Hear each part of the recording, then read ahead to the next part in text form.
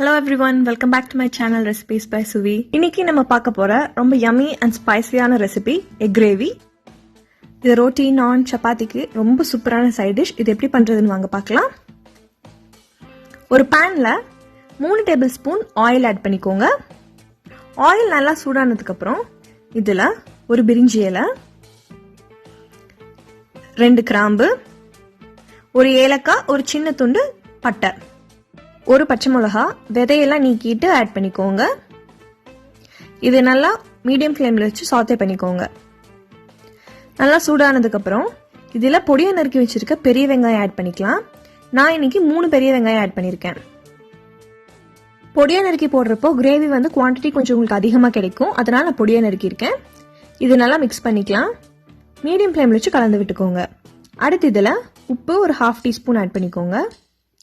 உப்பு போட்டு நல்லா மிக்ஸ் பண்ணிக்கோங்க. வெங்காயத்தில் உப்பு போட்டு நீங்கள் சாத்தே பண்ணுறப்போ நல்லா டேஸ்டியாக இருக்கும் கிரேவி. அடுத்து இதில் 1 டீஸ்பூன் இஞ்சி பூண்டு விழுது ஆட் பண்ணிக்கோங்க. ஆட் பண்ணி நல்லா மிக்ஸ் பண்ணி விட்டுட்டு இஞ்சி பூண்டோட பச்சை வாசனை போகிற வரைக்கும் நல்லா கலந்து விட்டுக்கோங்க. வெங்காயம் நல்லா பொன்னிறமாயிடுச்சு. அடுத்து இதில் கொஞ்சம் மசாலாஸ் ஆட் பண்ணிக்கலாம். மஞ்சள் தூள் 1/4 டீஸ்பூன், மிளகாய்த்தூள் 1 டீஸ்பூன், மல்லித்தூள் 2 டீஸ்பூன், சீரகத்தூள் 1/2 டீஸ்பூன், கரம் மசாலா 1/2 டீஸ்பூன்.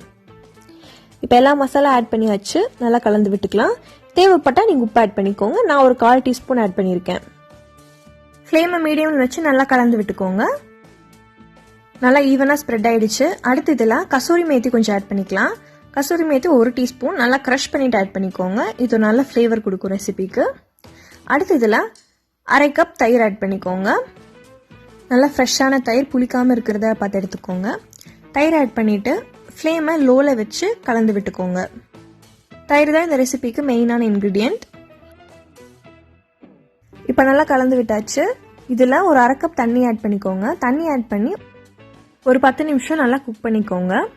ஃப்ளேமை மீடியமில் வச்சு குக் பண்ணிக்கோங்க. குழம்பு நல்லா கொதி வரும்போது நம்ம முட்டை ஆட் பண்ணிக்கலாம். நான் முட்டையை வேக வச்சு எடுத்து வச்சுருக்கேன்.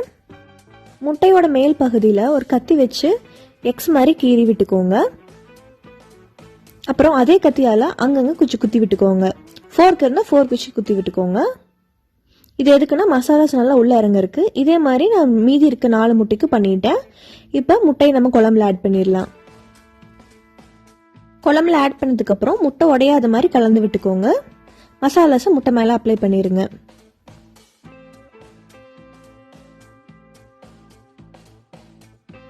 இப்போ நல்லா கலந்து விட்டாச்சு. அடுத்து மூடி போட்டு ஒரு 5 நிமிஷம் நல்லா குக் பண்ணுங்க. அப்போ தான் மசாலா வந்து முட்டைக்குள்ளே நல்லா இறங்கும். இப்போ ஒரு 5 நிமிஷம் ஆயிடுச்சு.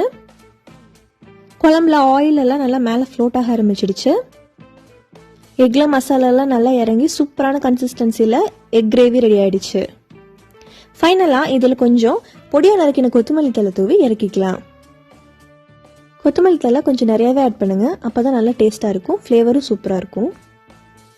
இறக்கிறதுக்கு முன்னாடி salt and spice once check பண்ணிக்கோங்க. கொத்தமல்லி தழை தூவிட்டு ஒன்ஸ் நல்லா மிக்ஸ் பண்ணிடுங்க. Spicy yummy egg gravy ready ஆயிடுச்சு. இது ஒரு பவுலுக்கு ட்ரான்ஸ்ஃபர் பண்ணிடுறேன். ரொம்ப ரொம்ப சிம்பிள் அண்ட் ரொம்ப டேஸ்டியான சைட் டிஷ். இந்த எக் கிரேவியை நீங்கள் சப்பாத்தி, நான், ரொட்டி, ஈவன் நீங்கள் ரைஸ் கூட வச்சு சாப்பிடலாம். ரொம்ப நல்லாயிருக்கும். கண்டிப்பாக வீட்டில் ட்ரை பண்ணி பார்த்துட்டு எப்படி இருக்குன்னு கமெண்ட்ஸில் சொல்லுங்கள். அடுத்து ஒரு ஃபென்டாஸ்டிக்கான ரெசிபியோட உங்களை மீட் பண்ணுறேன். Until then, it's bye from me, Shweta. See you guys in my next video.